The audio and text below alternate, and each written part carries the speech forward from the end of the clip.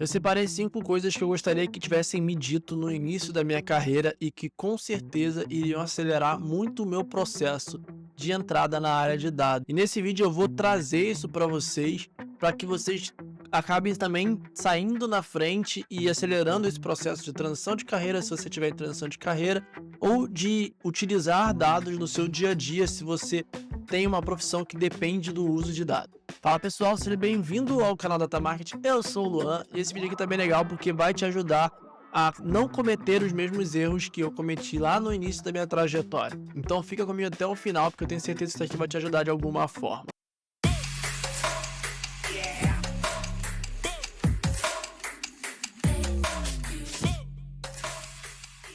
O primeiro deles é você não ficar preso a conseguir um emprego em uma grande empresa. Esse processo de conseguir um emprego numa grande empresa, ele é extremamente difícil, principalmente quando você está começando no mercado.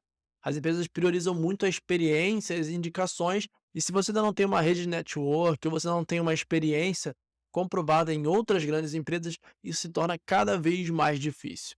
Era algo que eu tinha muito na cabeça e eu ficava pensando que para mim esse era o único jeito. Então, dentre as posições que eu me aplicava, eu geralmente aplicava só para grandes empresas. Então, demorei muito a ser chamado para um processo seletivo, por exemplo, porque eu não me arrisquei muito em empresas menores, né, em startups.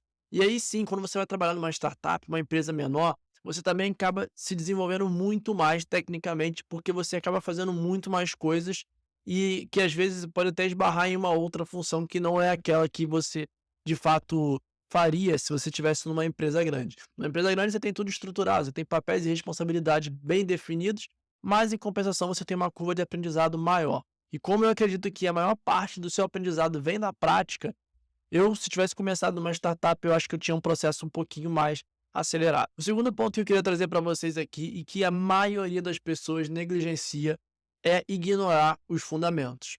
Foque muito em estabelecer os fundamentos, de ter fundamentos sólidos. E eu vou citar os principais aqui para você conseguir focar e se aperfeiçoar. Porque no momento que você tiver uma decisão difícil ou algo que você não esteja conseguindo resolver, são os fundamentos que vai te ajudar a desbloquear aquilo para você seguir adiante. Por exemplo, você deve focar muito em entender como funciona a estrutura de um algoritmo, o looping, a estrutura de dados em si, as variáveis e tudo aquilo que corresponde à estrutura básica da análise de dados. A parte dos fundamentos, a parte lógica, aquilo que vai ser independente da linguagem que você estiver usando, vai ser algo que vai ser replicado para várias outras linguagens. Então foque muito nessas questões. São coisas que não vão mudar e você consegue aplicar em qualquer contexto de linguagem de programação, né? Vai ser exatamente o mesmo significado, a forma que vai mudar vai ser só o jeito de você fazer, né? A própria linguagem em si. Mas se apegue nos fundamentos, porque isso vai fazer muita diferença no seu dia a dia. Terceiro tópico que eu já trouxe também em alguns vídeos aqui, mas é algo que eu preciso reforçar para quem ainda não conseguiu acompanhar. Ganhe experiência no mundo real. Existem algumas formas de você fazer isso. Você ter experiência no mundo real é completamente diferente de você fazer um curso e fazer um projeto. A realidade é completamente diferente. E para isso, eu sempre recomendo que você busque estágios ou problemas reais de código aberto, né? Empresas que postam seus problemas. Tem um site chamado Kaggle que tem muitos problemas reais, inclusive bases também reais para poder resolver um problema. E isso faz com que você ganhe experiência e consiga levar isso para um processo seletivo, consiga levar isso para o seu currículo, como algum case que você desenvolveu, ou também você pode utilizar não só esse projeto, mas também usar business case aí de empresas que exerceram um tipo de análise, algum tipo de pensamento para poder chegar num resultado. Buscar estágios, trabalhos voluntários e buscar projetos reais, né, dores reais das empresas e resolver isso com dados faz com que você, mesmo que ainda não tenha trabalhado, gere uma experiência. E é isso que vai contar na hora de você fazer um processo seletivo.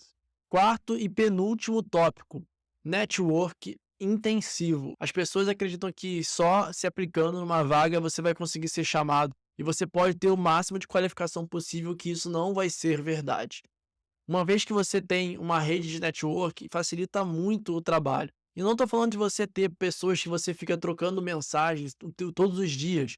Mas se você for ativo, por exemplo, no LinkedIn com publicações, o seu perfil já vai estar mais visível para as pessoas. As pessoas já vão saber que você fala daquele assunto. E não só isso, você poder também compartilhar, interagir com pessoas em fóruns. Eu sempre que possível vou para a feira de tecnologias, mesmo já sendo um profissional sênior, né, um profissional que tem mais de 10 anos de experiência, eu sempre vou para a feira de tecnologia, sempre que possível, assisto também webinários online, onde tem chat, onde dá para conversar com a galera do setor.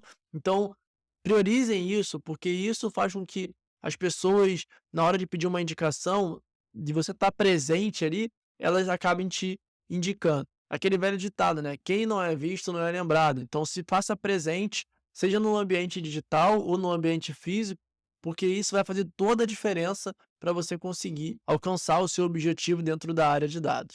E por fim, chegamos ao grande finale. O último conselho que eu consigo trazer para vocês aqui é: adote um conhecimento contínuo. A tecnologia está sempre mudando, é algo que o mercado não vai parar e não vai deixar de ser atualizado. Se você não se atualizar, você fica para trás. E aí você deve usar os projetos e coisas que vão te gerar experiências práticas e vão suprir o gap teórico, porque muitas das vezes as pessoas até me perguntam se eu tenho que fazer faculdade para poder trabalhar. Não, se você tiver qualquer graduação e estudar sobre dados, aprender sobre dados, resolver problemas, você já consegue trabalhar. E não necessariamente ter uma graduação. Estou falando de graduação porque isso pode ser pré-requisitos para grandes empresas, dependendo da posição que você for trabalhar. Mas em pequenas e médias empresas isso acaba nem sendo tão uma coisa que pode ser eliminatória. Mas o principal hoje é você conseguir focar em aprendizado, gerar experiências, colocar em prática e usar dos projetos para poder suprir essa parte teórica, mas que também vai suprir a sua experiência prática, porque você vai poder falar que você fez algo que resolveu um determinado problema. Isso se linka com aquele ponto que eu falei do resolução de problemas, né, de trabalhar no lado real. Então, busque se atualizar o máximo possível e trabalhe em cima do mundo real para que você consiga junto ter as melhores oportunidades e também conseguir ter a maior relevância perante a outros profissionais do setor. Espero que esse vídeo de alguma forma tenha te ajudado e esclarecido alguns pontos. E comenta aqui se você gostou, curte para poder entender que faz sentido gravar mais vídeos como esse. E se eu tiver como te ajudar de alguma forma também, deixa nos comentários aí, que eu priorizo os comentários de vocês aí nos vídeos mais recentes para poder responder. Tá bom? Vejo vocês no próximo vídeo e tchau!